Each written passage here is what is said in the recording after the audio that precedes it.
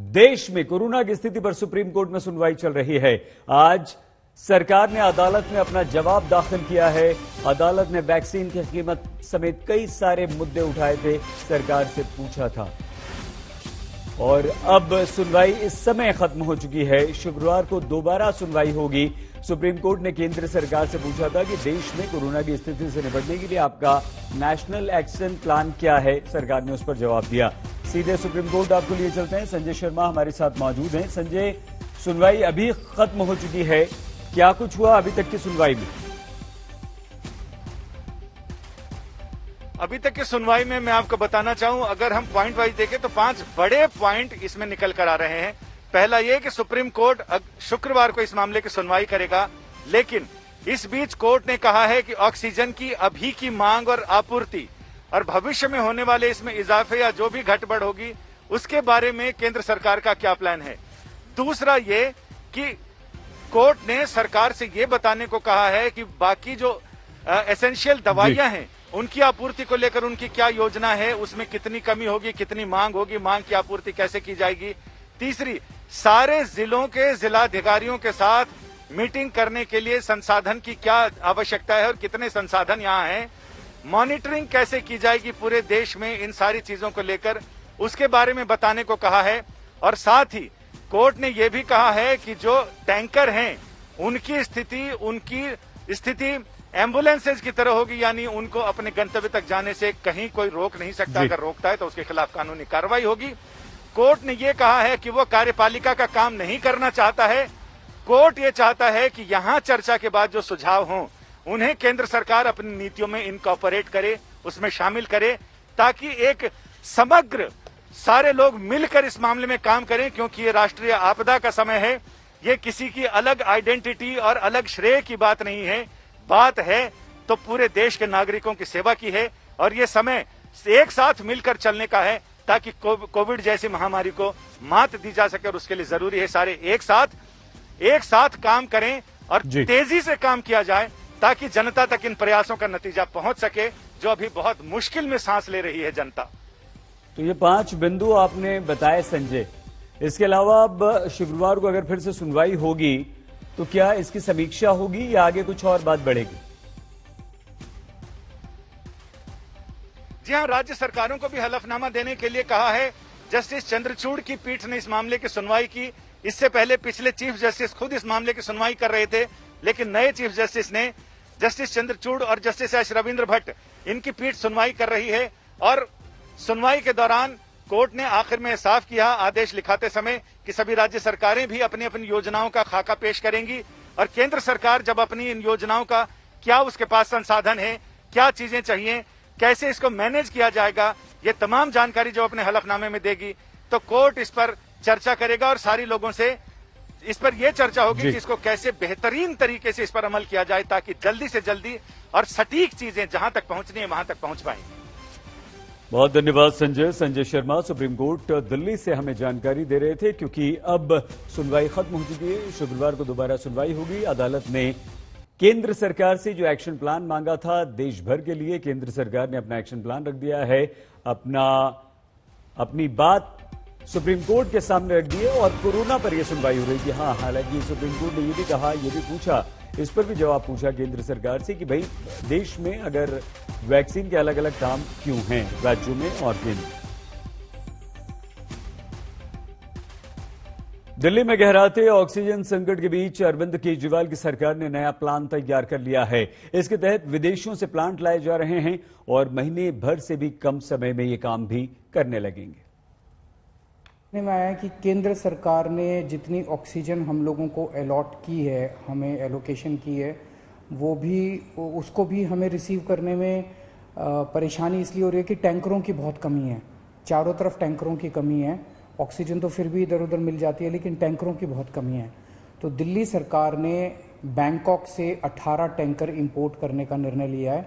ये टैंकर कल से आने चालू हो जाएंगे और केंद्र सरकार से हमने इसके लिए एयरफोर्स के प्लेन्स देने के लिए रिक्वेस्ट किया।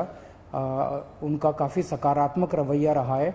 बातचीत चल रही है और मैं पूरी उम्मीद करता हूं कि बातचीत सफल रहेगी। केंद्र सरकार का भी पूरा सहयोग मिल रहा है इसमें। हम लोग 21 ऑक्सीजन के प्लांट इंपोर्ट कर रहे हैं। रेडी टू यूज़ प्लांट्स हैं ये, और तुरंत इनका इस्तेमाल शुरू किया जा सकता है। इससे भी इनको 21 ऑक्सीजन के प्लांट्स को अलग अलग अस्पतालों में लगा देंगे तो उन अस्पतालों में ऑक्सीजन की कमी दूर करने में हम लोगों को मदद मिलेगी। पिछले 4-5 दिन में मैंने देश के कई उद्योगपतियों को चिट्ठी लिखी थी, मदद मांगी थी। देश की सभी मुख्यमंत्रियों को मैंने चिट्ठी लिखी थी, उनसे मदद मांगी थी, और हमें बहुत ज़बरदस्त सहयोग मिल रहा है। बहुत लोगों के ऑफ़र आए हैं, उन सब के साथ बातचीत चल रही है। बहुत सारी चीज़ें आगे बढ़ रही हैं बड़ी तेज़ी के साथ। उनमें से कई लोग मदद कर रहे हैं। बस उन्होंने मोस्टली लोगों ने एक ही शर्त रखी है कि हम अपना नाम नहीं बताना चाहते, हम आपकी वैसे ही मदद। 3 दिन ऐसे थे, बृहस्पतिवार, शुक्रवार और शनिवार, जब दिल्ली में अस्पतालों में बहुत ज़्यादा अफरा तफरी हो गई थी। यहाँ ऑक्सीजन ख़त्म होने वाली है, वहाँ ऑक्सीजन ख़त्म होने वाली है। मैं भी काफ़ी घबरा गया था कि कहीं कोई दिल्ली के अंदर हादसा ना हो जाए कि टाइम पे ऑक्सीजन नहीं पहुँची और कई सारे लोगों की मृत्यु ना हो जाए। पूरी रात जाग के हमने बिताई है। एक फ़ोन कॉल आता था, SOS आता था, मैसेज आता था कि यहाँ ऑक्सीजन ख़त्म होने वाली है। उसको तुरंत कहीं ना कहीं से इंतजाम करके हम लोग ऑक्सीजन भिजवाते थे। लेकिन उसके बाद से स्थिति में काफ़ी सुधार हुआ है। पिछले 2 दिन में आप देखेंगे कि इस किस्म के SOS मैसेजेस अस्पतालों के, मैं ये नहीं कह रहा बिल्कुल नहीं आ रहे, अभी भी मैं देखता रहता हूँ, पढ़ता रहता हूँ। एक दो अस्पताल दिन में उनका आता रहता है कि यहाँ ऑक्सीजन पहुँचने में देरी हो गई, यहाँ ऑक्सीजन। लेकिन जो हालत बृहस्पति, शुक्र और शनि को थी, बिल्कुल पागलपन वाली हालत, ऐसी पिछले 2-3 दिन में अब नहीं है। 1 महीने के अंदर दिल्ली में हम 44 ऑक्सीजन के प्लांट्स लगाने जा रहे हैं, 44। इसमें 8 प्लांट्स केंद्र सरकार लगा रही है। वो कुछ बीच में डिले हो गया था, जो भी कारण रहे, लेकिन अब उम्मीद है कि 30 अप्रैल तक ये शायद 8 प्लांट्स लग के तैयार हो जाएंगे। और 36 प्लांट्स ऑक्सीजन के दिल्ली सरकार लगा रही है, जिसमें से मैंने बताया जैसे आपको 21 प्लांट्स फ्रांस से आ रहे हैं और बाकी 15 प्लांट्स हमारे देश के हैं। तो 36 ऑक्सीजन के प्लांट्स अगले 1 महीने के अंदर दिल्ली सरकार लगा रही है। इन 44 प्लांट्स को अलग अलग अस्पतालों में जब लगाया जाएगा तो उससे ऑक्सीजन की सप्लाई काफ़ी इम्प्रूव होगी। तो अरविंद केजरीवाल ने आगे का दिल्ली का ये प्लान बताया कि किस तरह से कोरोना से वो लड़ेंगे, लेकिन उधर सवाल उस वैक्सीन का भी है जिसके दाम से लेकर सप्लाई तक पर राजनीतिक विवाद हो रहा है। कई राज्यों ने वैक्सीन फ्री में लगाने का फैसला किया तो अब दाम पर कलह मची है। ऑक्सीजन बेड्स बढ़ाने का इस टाइम बहुत बड़े स्तर पे हम लोग काम कर रहे हैं। राधा स्वामी सत्संग ब्यास के वहाँ पे जो एक सेंटर बनाया गया है, 500 बेड्स शुरू किए जा रहे हैं। आज 150 बेड्स हैं, अगले 1-2 दिन में 500 बेड्स हो जाएंगे। उसके 2-4 दिन के अंदर इसको 2000 बेड्स तक और फिर 5000 बेड्स तक ले जाया जाएगा। इसके साथ साथ वहीं पे 200 बेड्स का ICU भी तैयार कर रहे हैं राधा स्वामी सत्संग में। और तो मैं उम्मीद, इसी तरह से पूरे दिल्ली के अंदर कई जगह फैसिलिटीज क्रिएट की जा रही हैं। देखिए, आज जैसे दिल्ली की हालत है कि दिल्ली में किसी भी अस्पताल में ऑक्सीजन की सप्लाई प्रॉपर नहीं मिल पा रही है।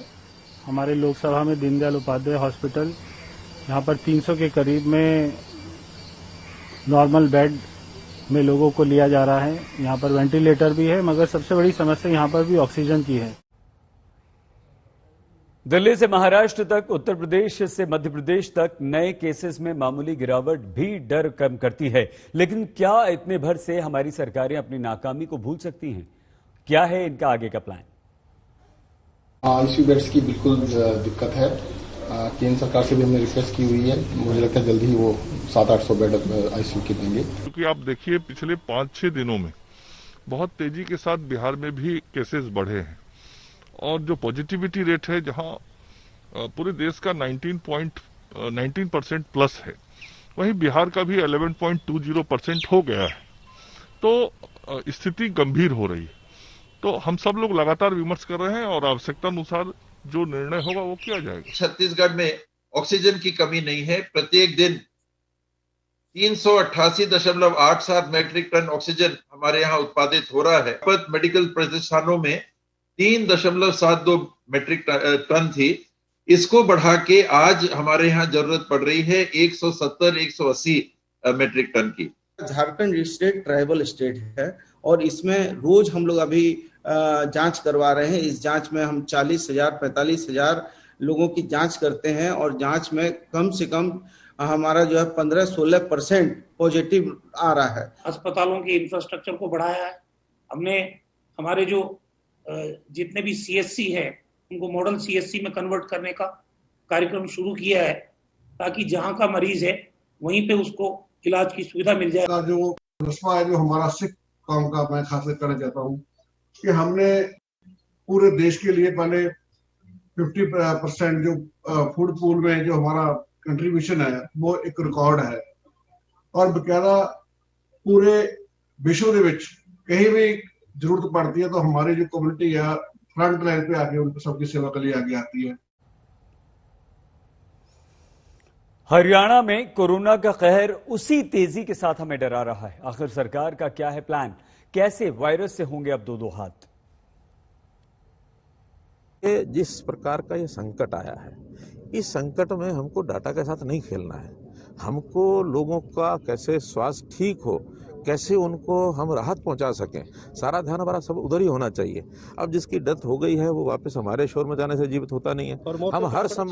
हम हर संभव प्रयत्न करेंगे कि सब लोगों को बचाया जाए। अब डेथ्स कम है या ज्यादा है, इस विवाद में पड़ने का कोई अर्थ नहीं है। अर्थ यह है कि क्या हमारी व्यवस्थाएं हम ठीक कर पा रहे हैं कि नहीं कर पा रहे हैं। हम अपनी ओर से व्यवस्थाएं ठीक कर रहे हैं। महामारी है, किसी को पता थोड़ी था। क्या आपको पता था या हमको पता था? ना आपको पता था ना हमको पता था। इस बचाव करने में सबका सहयोग चाहिए, आपका भी चाहिए, मेरा भी चाहिए और जो पेशेंट्स हैं उनका भी चाहिए। ऐसा नहीं है क्योंकि कोटा जो है अलग अलग जगह का तय है। हमारा हरियाणा का पानीपत से है, बद्दी से है, रुड़की से है और भिवाड़ी से है। इन सब स्थानों से और हिसार से है। तो इन सब स्थानों से कोटा हमारा 162 मेट्रिक टन का है। अब चूंकि सब जगह जब कम पड़ती है तो थोड़ा सा आगे पीछे तो हो जाती है। कहीं किसी दिन 2 ट्रक हमको कम मिल गए, कहीं किसी दूसरे को ज्यादा मिल गया, किसी भी अगले दिन उनको कम मिले, हमको ज्यादा मिले। उसका पूरा प्रॉपर एक हिसाब रखा जा रहा है और कोई भी कम ज्यादा नहीं कर सकते। हाँ, चूंकि एकदम मांग बढ़ी है तो उस अफरा तफरी में चीजें होती हैं। अब चूंकि समूथ हो गया सारा, किसी प्रकार की कोई कठिनाई अभी नहीं है। दुनिया के कई सारे देश हमारी मदद के लिए आगे आए हैं और इसका कारण है शहर शहर कोरोना की बदहाली की एक जैसी ही तस्वीर। लोग जिंदगी की जंग लड़ रहे हैं, अपनों को बचाने के लिए खुद ही सारे इंतजाम कर रहे हैं सरकारी दावों और जमीनी हकीकत पर। मेरठ से हमारे संवाददाता आशुतोष मिश्रा की ये ग्राउंड रिपोर्ट।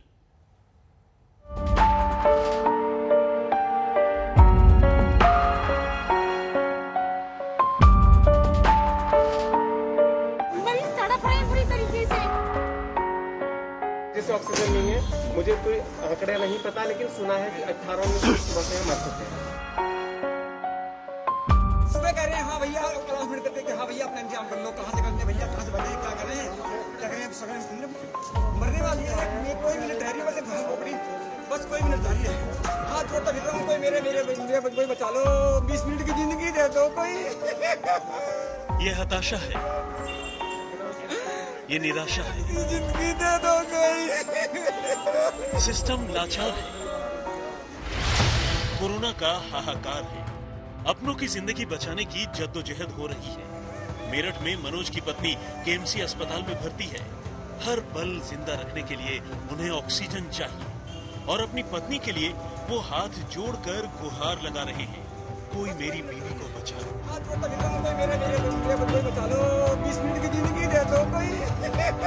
ऑक्सीजन की किल्लत किस तरह मेरठ में है उसकी तस्वीर अगर आपको दिखाएं, इमरजेंसी में ले चलते हैं। बहुत सारे मरीज यहाँ पर एडमिट हैं, ज्यादातर कोविड के मरीजों का जिनका इलाज चल रहा है। जो ऑक्सीजन सिलेंडर लेकर के आए हैं वो उनके अपने सिलेंडर हैं।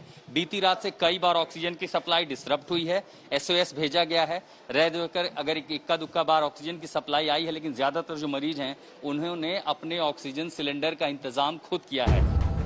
मेरठ के केएमसी अस्पताल में एक दिन के अंदर 8 लोगों की मौत ऑक्सीजन की कमी के चलते हो गई। परिस्थिति ये है, हमें ऑक्सीजन प्रशासन से मिल रही है, लेकिन समस्या ये है कि जितनी रिक्वायरमेंट है मरीज की उतनी मात्रा में ऑक्सीजन नहीं मिल रही है। एक और दूसरा सही समय पर नहीं मिल पा रही है। पिछले 48 घंटों में ऑक्सीजन की कमी से कितने लोगों की डेथ हुई है? 8 के आसपास। बीती रात को इस केएमसी अस्पताल में ऑक्सीजन खत्म होने से हड़कंप मच गया था। आधी रात को ही स्वास्थ्य विभाग के अधिकारी निजी अस्पताल पहुंचे और ऑक्सीजन मंगाई गई।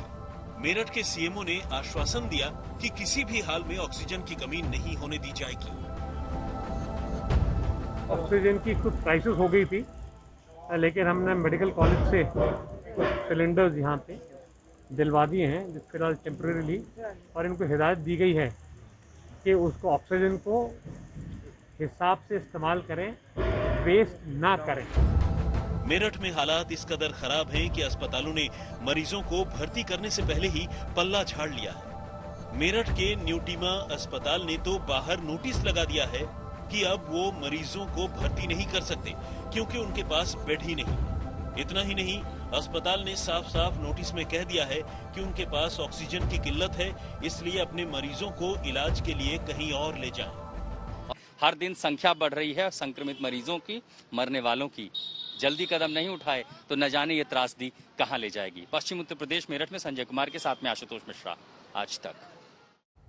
देश में बीते 24 घंटों में कोरोना के 3,23,000 से ज्यादा नए मामले सामने आए।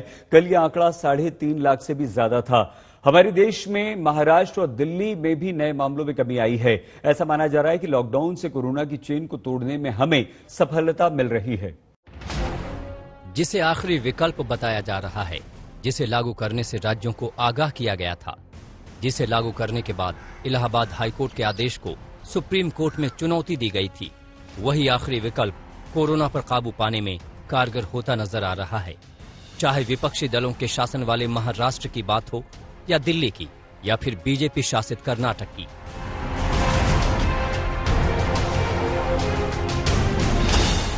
लॉकडाउन जैसे सख्त कदमों ने असर दिखाना शुरू कर दिया है। महाराष्ट्र की बात करें तो राज्य का कोरोना ग्राफ धीरे धीरे नीचे जा रहा है। बीते 24 घंटे की बात करें तो यहां कोरोना के 48,700 नए मरीज मिले, जबकि 524 लोगों की मौत हो गई।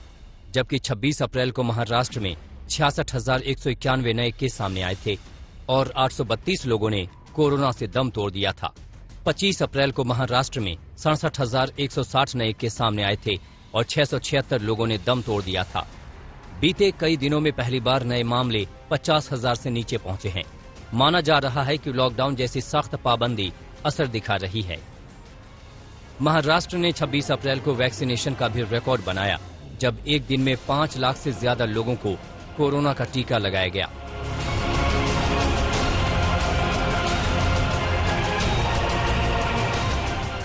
दिल्ली की बात करें तो यहां लॉकडाउन 1 हफ्ते यानी 3 मई तक के लिए बढ़ाया गया है।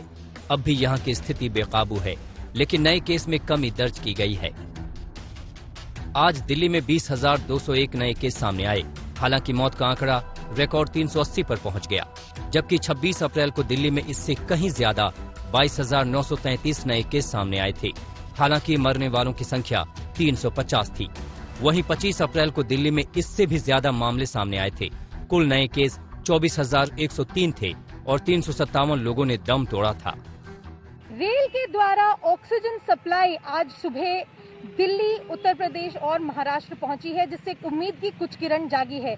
लेकिन अगर आंकड़े देखें तो कोरोना संक्रमण और मौतों का आंकड़ा अभी भी दिल दहला देने वाला है। दिल्ली में पिछले 24 घंटों में 380 लोगों की जान गई, जबकि नोएडा, गाजियाबाद में भी संक्रमण और मौत का सिलसिला बराबर बढ़ता चला जा रहा है। साफ है, लॉकडाउन ने कोरोना की चेन को कुछ हद तक ब्रेक करने में कामयाबी हासिल की है।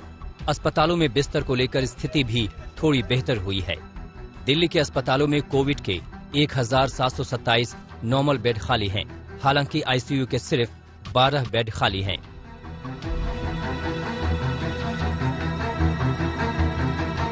यही वजह है कि बीजेपी शासित कर्नाटक ने भी 26 अप्रैल को लॉकडाउन जैसी सख्त पाबंदियां लागू करने का फैसला किया है।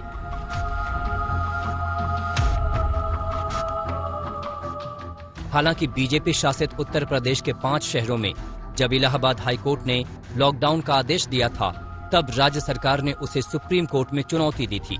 सुप्रीम कोर्ट ने उस पर रोक लगा दी थी। हालांकि राज्य में वीकेंड लॉकडाउन को लागू किया गया और अब यूपी में भी कोरोना के नए मामलों में कमी आई है। आज तक ब्यूरो। हमारे देश में कोरोना से हाहाकार मचा है। ऑक्सीजन, दवाई, टेस्ट किट, इलाज के लिए जरूरी सामानों की कमी। कल रात अमेरिकी राष्ट्रपति से प्रधानमंत्री नरेंद्र मोदी ने बात की है। अमेरिका ने मदद का विश्वास दिया है। वहीं ब्रिटेन समेत कई दूसरे देश कोरोना से लड़ाई में मददगार के तौर पर सामने आए हैं। ऑक्सीजन मिली है मैडम जी, कम से कम बस 6-7 सिलेंडर खाली है, 8-7 गाड़ी है ना, खाली सारा। शुगर पेशेंट है, ऑक्सीजन लेवल 57 है, घटते जा रहा। कोरोना की दूसरी लहर से देश आर पार की जंग लड़ रहा है।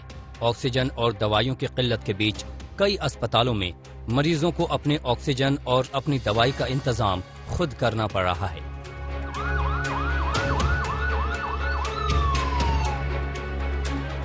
अस्पताल अपने यहां पहले से भर्ती मरीजों के लिए ऑक्सीजन के लिए इमरजेंसी मैसेज भेज रहे हैं। इस बीच टेस्ट किट की भी किल्लत सामने आ रही है।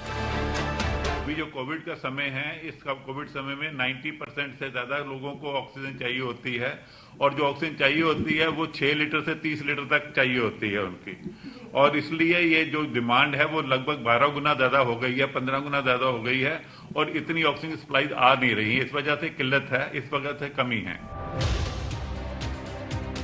देश के हालात इतने गंभीर हैं कि WHO यानी विश्व स्वास्थ्य संगठन के मुखिया ने कहा कि भारत के हालात इतने खराब हैं कि दिल टूटने से भी ज्यादा तकलीफ हो रही है।